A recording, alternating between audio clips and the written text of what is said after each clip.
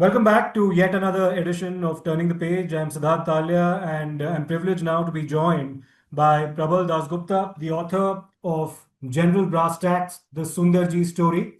It's, of course, a biography of General Krishnaswamy Sundarji, who served as our army chief during the tenure of Prime Minister Rajiv Gandhi.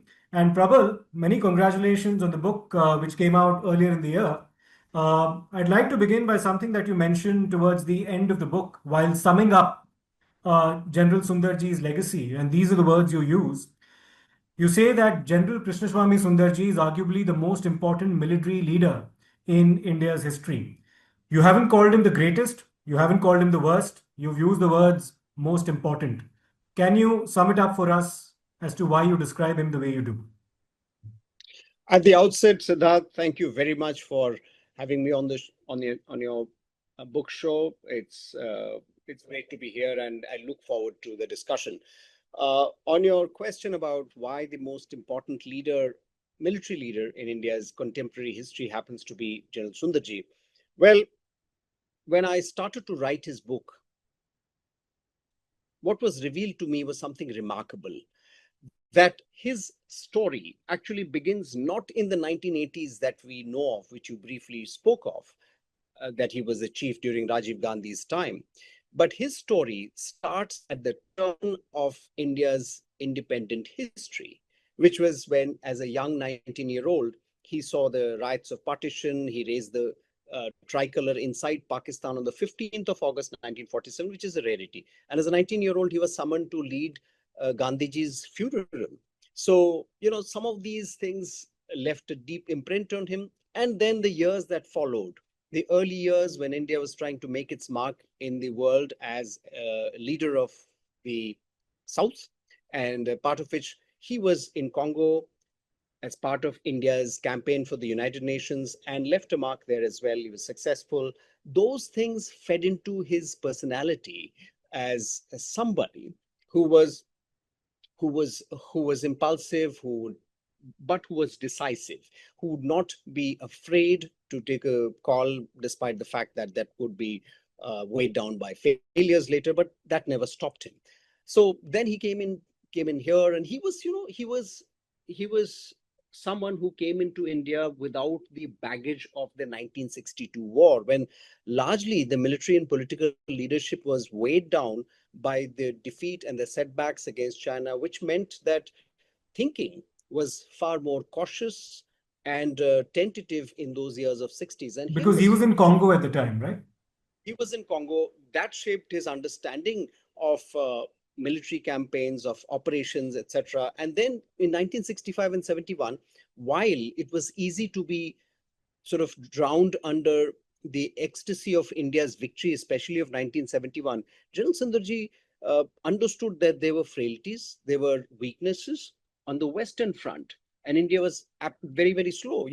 Movement of forces was 1 kilometer a day. Can you believe it? So all of those things fed into his thinking, and then comes 1980s. So the reason why I call him the most important military leader is that he straddled this entire 4 decades of India's post-independence history, as if watching from the sidelines the trajectory of India's path after independence. And then, in the 1980s, he achieves goes to the pinnacle of his career. Absolutely, sort of, and at that point, India goes through a turbulent decade, an absolutely tempestuous, turbulent, action-packed decade, and Sundarji is at the center of it all. One of the most important things that happens there is that all of these events that I write about, right from Golden Temple to Brasstacks to Somdurongchu against China to Pawan against Sri Lanka to every kind of, even Bofors, all of this has General Sundarji as the occupying center stage, as if influencing a lot of these events and also being influenced by things around him. So therefore, I think he was one military leader, the only one in a democracy such as India, who influenced political decisions and influenced the political and strategic thinking of the day, and therefore the most important military leader. And of course, since you brought up, you spoke about what happened in 65 as well as 71. Let me read an excerpt from what you've written there to kind Right, of lead us into a discussion about his legacy, especially him eventually becoming one of the architects of India's nuclear doctrine, and of course, right, a strong advocate of the mechanization of the Indian armed forces as well. So here's what you right, write, especially about our battles in the Western Front during the 71 war. You say, the experience in the 1971 war demonstrated that India was not in a position to exact an advantage using conventional military superiority. The war exposed a lack of alternatives for India, and the focus on adopting a technology became paramount. Explain this to us and how this influenced his thinking about the modernization of the Indian armed forces and eventually, of course, India's nuclear doctrine too. in 1967-68, General Sundarji, then a younger officer, was at Fort Leavenworth in the US, and he had gone there for a command course. Therein, he witnessed the involvement of the US in Vietnam on one side. That was the counterinsurgency doctrine that they were pursuing. They were they were in the middle of a raging insurgency. On the other side, he saw the US and the Soviet locked in a symmetry of Cold War nuclear rivalry. So, so that is something that he studied quickly, studied deeply. So when he came to India, he realized that India had, after 1971, there were the Pokhran tests, and that happened long after 1964 when China had exploded its nuclear bomb, the first nuclear test, the third nuclear test that China had done in 1964. However, India after 1964 had gone into a state of stupor, though there was a military general called General Dutt who had identified the costs of creating a nuclear bomb, but no one was interested. Lal Bahadur Shastri, as the Prime Minister, was disinclined, and even Field Marshal Sam Manekshaw was not very keen on the developing a nuclear weapon. But 74 happened, and after 74, if you look at it, Sundarji was part of the Defense Structural Committee, etc. He had carried forward the American thinking and study of nuclearization, of nuclear doctrine, of nuclear building nuclear capability. So I'm just positioning all of this in the timeline to help understand how it formed his nuclear thinking. So so what happened was that he believed that in future, uh, man and machine would be married together, integrated on the battlefield. And that in 1976 starts to form his thinking about mechanization of armed forces, which meant uh, rapider movement, mobilization, and greater firepower capability and efficiency of use of manpower. And alongside, he started to in the early 1980s, when he was the commandant of Combat College in Mao, he had commissioned 3 seminars on nuclear doctrine, nuclearization, nuclear thinking, which had set in motion the thinking about, how do you use nuclear capability in terms of operationalizing it through the armed forces. His belief was that all along nuclear thinking in India had been dominated by socioeconomic factors. I mean, the whole thing was under the uh, under the platform, on the platform of socioeconomic thinking or geopolitical thinking or moral thinking, etc. But never had nuclear doctrinal thinking been they had never involved the armed forces. So he believed that unless you use the armed forces, nuclear doctrinal thinking will only be there in theory. And that's where he saw nuclear capability as both an enabler and equalizer to achieve political and military goals, only if the military was involved. And that's where he starts to build on the, no first use. He got into this entire nuclear doctrine writing in the 1980s. And that's where, in 1983, because Pakistan after 1971 had started building its nuclear capability. It had realized that in 1974, India had tested its nuclear device, Pakistan had got left behind. Zulfikar Ali Bhutto had initially espoused, then Ziaul Haq, and it had started to build a nuclear capability at in Kahuta So, and inside Pakistan.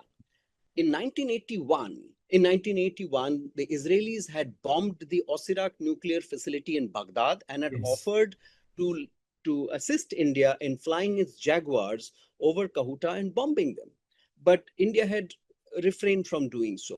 At that time, Sundarji was going through the seminars, etc. And then later on, he kind of operationalizes his ideas in Brasstacks when he, that's again another subject, but it is not completely unaligned to this, given that he was also one of the intent of Brasstacks is also to test Pakistan's nuclear capability and possibly to take out the Kahuta nuclear facility. So all of these things, you know, point towards the Sundarji doctrine in nuclear capability, which emphasized on termination of nuclear conflict at the lowest level of escalation. He was not in favor of amassing an obscene number of nuclear weapons, but he realized that there's certain numbers that we needed to deter China and to ensure that Pakistan wouldn't be encouraged to attack India. Yeah. Since you mentioned Brasstacks, I need to ask you this. Was Brasstacks Yeah. intended to provoke Pakistan into going war with India? Because you also do mention that it perhaps represented the last opportunity that India had to take out Pakistan's fledgling nuclear program at that point in time and achieve our goals. Was that Sundarji's objective? See, Siddharth, what has happened is with Brasstacks, the opinion on what was the intent of Brasstacks has always divided analysts. There is a set of people who believe that Brasstacks was just an exercise conducted by India to test its own ability of the armed forces and integrate the three forces together under one roof. There is another line of thinking that believes, and this is a Western line of thinking that believes that, well, Brasstacks was actually done to attack Pakistan, which Pakistan also believed. There is a third line of thinking, which I think it is rarer, but I would subscribe to that line of thinking, is that General Sundarji had undertaken Brasstacks with an intent of provoking Pakistan into making the first move, thereafter which he would have moved into Pakistan, sort of, gone through the deserts of Rajasthan and through the deserts of Pakistan and taken out the Kahuta nuclear facility. That is something that I believe is more realistic, given the scale of forces that India had amassed, and given the fact that Sundarji believed that developing nuclear weapons would equalize the asymmetry between two powers, which actually happened at the turn of the century when Pakistan developed its nuclear weapons. So Sundarji, if I were to put all of these rational data points together and arrive at what could have been the reason for Brasstacks, one of the intent would have been to provoke Pakistan into making the first move, which is why General Ziaul Haq, being Ziaul Haq, very wily customer, he did not take the Delhi bait. and he did not take the bait. And I also write that any lesser general in Pakistan would have taken the bait, and that's General Ziaul Haq's quality that he flew in here. There's another hidden agenda that perhaps Brasstacks also carried. There is a fourth view that Brasstacks was a smokescreen to actually unleash Operation Trident and Hammerhead, which was to wrest areas in Gilgit and Skardu, which are in Pakistan-occupied Kashmir, by use of tanks and by use of paratroopers who were supposed to have landed inside Pakistani territory. That plan never quite went through because of logistical overreach and because of the various complex issues that were happening at that one point of time. But it is the biggest thing that had happened ever. It was 4 times the size of a NATO exercise and nothing that the world had ever seen since the Second World War. So when it comes to conventional warfare, perhaps Sundarji was a master strategist. But when it actually came to fighting insurgencies and indulging in Right. counter-insurgency operations, perhaps Yeah. some of his weaknesses were exposed. So let's first tackle the issue of Operation Bluestar. Right. Now, General Vaidya was our army chief at that point in time, and General Vaidya had superseded General S.K. Sinha, who had Right. himself come out with a doctrine and a set of SOPs when it comes to counterinsurgency, and had taken a categorical position that the army should stay away from Right. religious places. He had also, of course, fallen out of favor with Mr. Venkatraman as well uh, over the entire Bhindranwale episode when he did not want the army to step in and apprehend Bhindranwale. He felt that was a task that needs to be left to the Punjab police. But then you also Right. see subsequently Mr. General Sundarji entering the picture, and Indira Gandhi perhaps even bypassing the army chief on many occasions and consulting directly with General Sundarji, who believed that Operation Bluestar could be executed with relative ease. And I use the word relative very cautiously. And it turned out to be a wholly different operation at the time that it materialized. What were his flaws that came through during Operation Bluestar, also with the benefit of hindsight? Yes. So Siddharth, as much as I have criticized General Sundarji on Operation Pavan in Sri Lanka, and I thought that was the biggest blunder ever made. India was fighting someone else's war in some other place. In Blue Star, I think the government was, I mean, I'm just setting the context that the government was responsible. And I talk of 1983 as that year of inflection. And that was the year, why I call it the year of inflection, I've just kind of um, conflated a few things to create that year as the point, as a data point of where things started to change. 1983 was when India won the Cricket World Cup. It was around the time India was planning to send its first human being, its first citizen to space. 1983 was when, after the Cricket World Cup, cricket became a religion. Religion started to shape politics, and politics stoked a fire that would burn for ages in this country. 1983 was when Bhindranwale moved into the Golden Temple premises at the end of the year. 1983 was when the DIG of Punjab Police, Atwal, was killed on the Was steps killed of the inside the Golden temple. Temple. Yeah. No one dared to take his body, remove his body from the steps of the temple. And Bhindranwale was a creation of Sanjay Gandhi and Zail Singh, who wanted a leader to oppose the Akalis. Let's not forget that in 1979. So, it was when Bhindranwale was a vehicle to stage a comeback in Punjab. It was a vehicle of the Congress, and he was chosen from amongst several aspirants from a village called Moga, and he was brought into being. It is just that the snake that they had in the backyard Yeah. became an Became a anaconda and Frankenstein's started. monster. You're absolutely right. Yes. So you spoke about how all of these events happened. Now, the the the inevitability of going into the Golden Temple was a Hobson's choice that was laid before the Indian Army, is what I would believe, because when I spoke with General Kuldeep Barar, who headed that operation, Blue Star, General Barar believes, and he's with reason enough, that there was intelligence that he'd had that on the 9th of June, which is like 4 days, 5 days after they'd actually taken part in that operation, they were, uh, on the 9th of June, Khalistan was to be announced by the Punjab militants under Bhindranwale from the Golden Temple and elsewhere. And that would have set everything in a very different direction. And they would have been uncontrollable after that. So that is when they had to decide that, either they surround the temple, which was the original plan of General Vaidya, or they move in and take out the militants in the premises. Now, that was a decision he had taken. Well, in hindsight, we can always question whether it was right or wrong, whether we should have sat outside and held siege of the temple.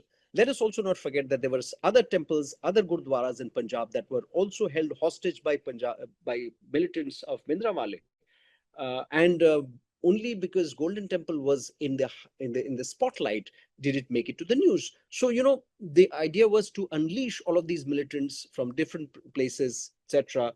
The militants also were not expecting the Indian army to attack them, and conventional logic, military logic would tell you that if the adversary is not expecting you to do something that something different, you do exactly what they're not expecting you to Yeah. do, which is what And Sundarji did. Bhindranwale also So, anticipated that there would be the possibility of mutiny within the ranks of the armed forces. right.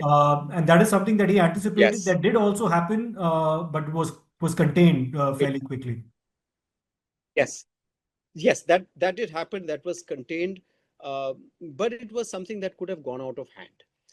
I'll also address that. The one thing that I fault Sundarji for and which you briefly mentioned, and rightly so, is that he outjumped General Vaidya as the chief in order to get Indira Gandhi's ear, which was not fair. I thought, well, General Vaidya had a plan, but I think he outjumped him, he outsmarted him. That's something that was jumping the protocol, which I thought was not something that happens, and that's not expected. That's a fault of protocol, that I would fault him for. But insofar as taking that action, I think there were very little alternatives that were available to the army. One could argue that there were operations that were led later in Punjab to bigger success. But let us not forget the context that Jarnail Singh Bhindranwale was a huge monster at that point of time, and if he was not contained, maybe we would have seen a different kind of Khalistani movement emerging. Then it's very easy to say that well, could have been some other operation, but that's what I fault him for, the protocol disruption, and also the use of heavy firepower Firepower. and tanks inside the Golden Temple left a lot of scars. That's not something that, if I were to look at the tactical mistakes, I think that is something that could have been avoided, because that led to deep scars in the community, Sure. otherwise in the social fabric, which took years to heal. And the revolt within the military which happened was also a result of some of those actions. Hmm. Let's talk about another mistake that you highlight in the book, which is, of course, the IPKF operations in Sri Lanka. Yes, there were political decisions that were taken that were also flawed when it came to that. Right, But right. as far as the execution is concerned, was India too trusting of Prabhakaran? Because you do end up mentioning a very important incident that took place when Prabhakaran was being flown in a helicopter, and there was Madan Gopal sitting right alongside him. And Madan Gopal immediately caught Prabhakaran along with his aides, pretty much discussing the fact that they were not here to make peace, that they had a vested interest in continuing their civil war against the government of Sri Lanka. And when Madan Gopal comes and tells this to General Sundarji, he's dismissed out of hand. And General Sundarji proceeds with the plans that he had in mind, which were very ambiguous in nature as well, one would say, because our own objectives vis-a-vis keeping the peace in Sri Lanka were not very clear. So tell us about why IPKF at multiple levels, we can of course discuss about the political level, but also at a military level, turned out to be such a flawed operation. Right. I think, Siddharth, right from the get-go, the understanding of the Sri Lankan socio-political construct was misplaced and wrong. So if I were to, sort of look at it from a stakeholder perspective, the Sri Lankan government believed that India could intervene and resolve their issue. The Indian government believed that, well, we are the peacekeepers and we could use our diplomacy, and India was also, it had its own political stakes given the Tamilian population is also a substantial number in Tamil Nadu. So India believed that it is there. Rajiv Gandhi believed that uh, it is his role to go there and resolve it. So he would be wanted, he would be really required. Then you had the Sinhalese who were not very, who believed that, again, this accord would not be in their interest, the India-Sri Lankan accord. Then there was Prabhakaran who believed he was shortchanged. Then there was Sundarji who believed that he could decimate the LTT in 2 weeks. So I think if you look at it at the end of the day, each stakeholder, none of the stakeholders were aligned to each other, and each stakeholder was doing its own thing. The intelligence agencies were Yeah, you doing had their the own thing. So raw I and think the army working at cross purposes. Yeah, that's our boys was the reference of the raw to the LTT. Yes. right. You mentioned General Madan Gopal. While I was writing the book, one day I get a call at 6:45 in the morning, and someone asks me on the phone that, well, I hear that you're writing the book on General Sundarji. I said, yes. Are you covering Sri Lanka? I said, yes. He says, well, I must tell you that I flew with Prabhakaran and he was General Madan Gopal.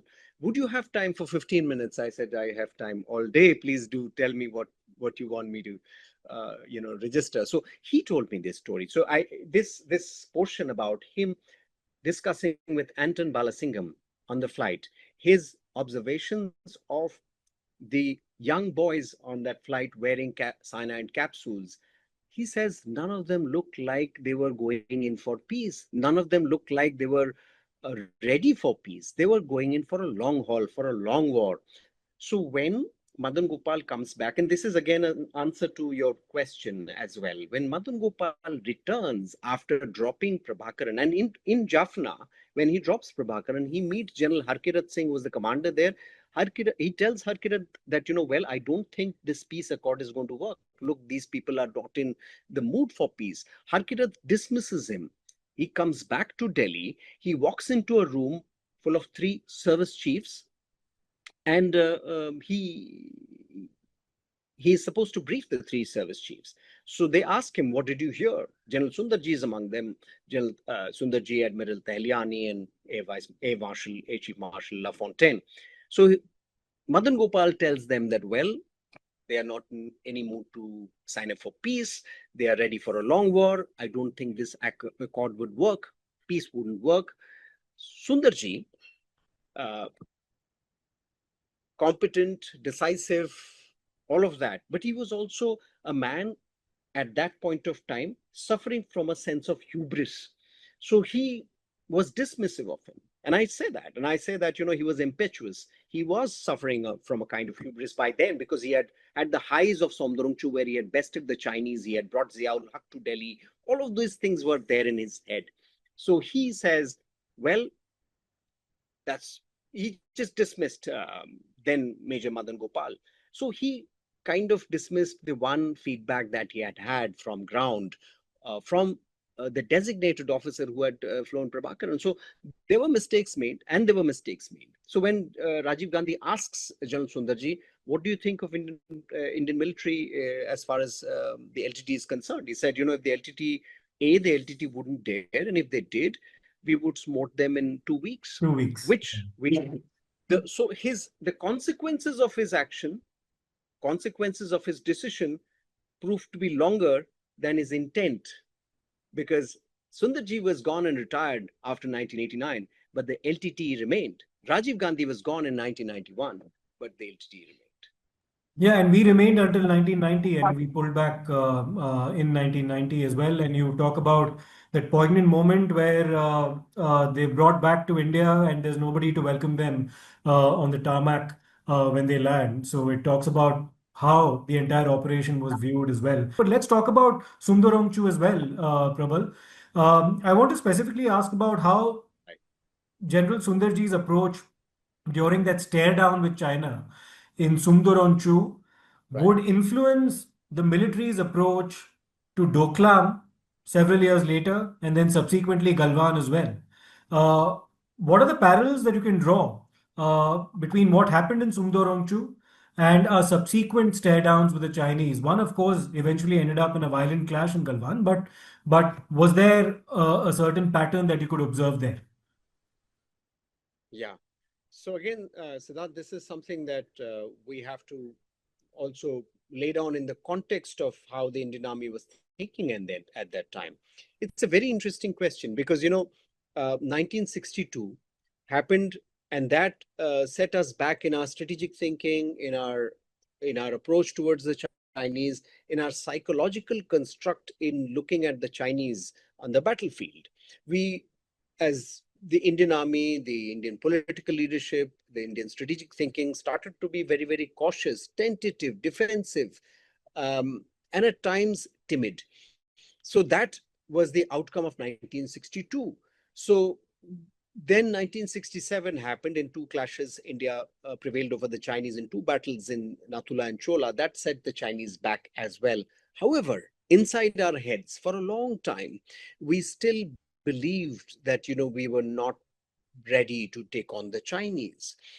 It was not about taking on the might of the entire Chinese machine, but in a localized conflict, the Indian Army had prevailed in 1967, had also done well in 1962, which is undermined. It is the political and military leadership that failed. So 1987, taking a page from what had happened on ground in 67 and in certain places in 62, what General Sundarji did was, and I'm talking there are several ways to answer this question. One of the ways is to look at what happened with Arunachal Pradesh and all that, and I'll come to that. But General Sundarji, what he did was he took a page from General Sagat's action in 1967. He understood that if you let the Chinese dictate terms, you'll be responding to them. But if you were to take the initiative and mount a campaign which pushes Chinese on the defensive, then you will wrest the psychological advantage, and you will then dominate the discussions. So dominate the exchanges and dominate the discourse.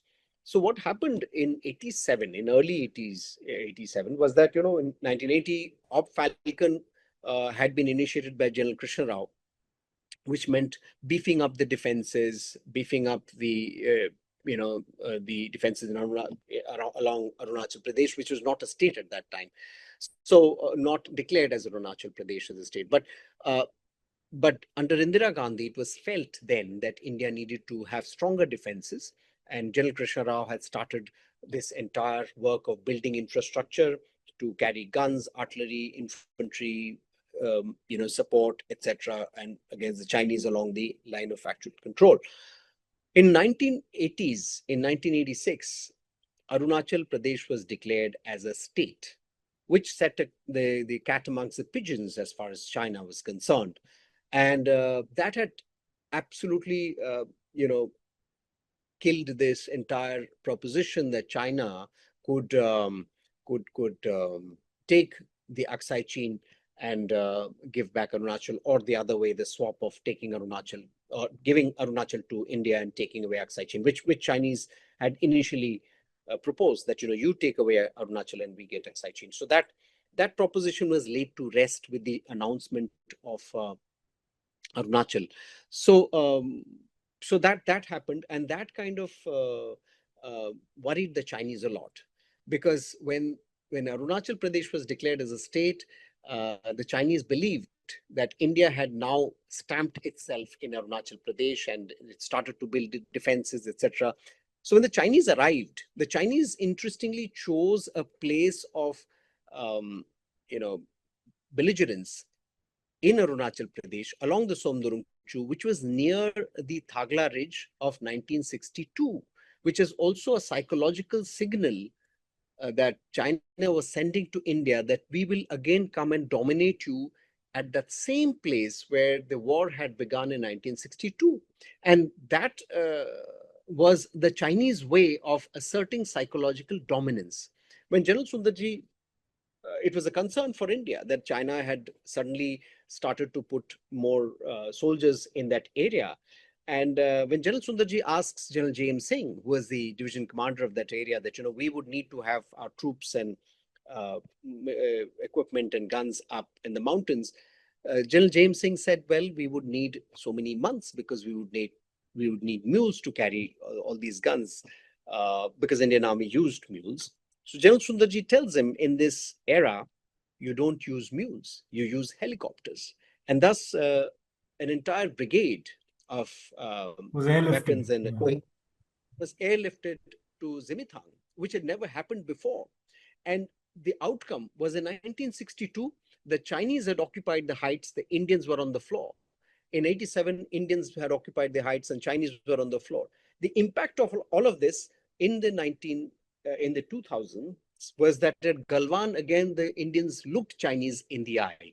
And I think that again proved to be one of those outcomes of 1987, that in a localized conflict, in a local conflict between India and China, it was the terrain and it was the ability of either one of the sides to wrest the initiative through surprise and speed that would dictate the outcome. And in Kailash Heights, if you take your mind to 2020, India occupied the Kailash Heights by outwitting the Chinese. That was again a very similar maneuver as Somdurungchu, where Indians went up the heights and the Chinese were left in the lower reaches, which is again dominating the heights, and India kind of took a page from 1987 and General Sundarji. Thank you so much, Probal Dasgupta, for speaking to us, and congratulations once again on this book, General Brasstacks, A Sundarji Story, published by Penguin. Many thanks for this very insightful conversation about someone you described as India's most important military leader. Thanks, Prabal.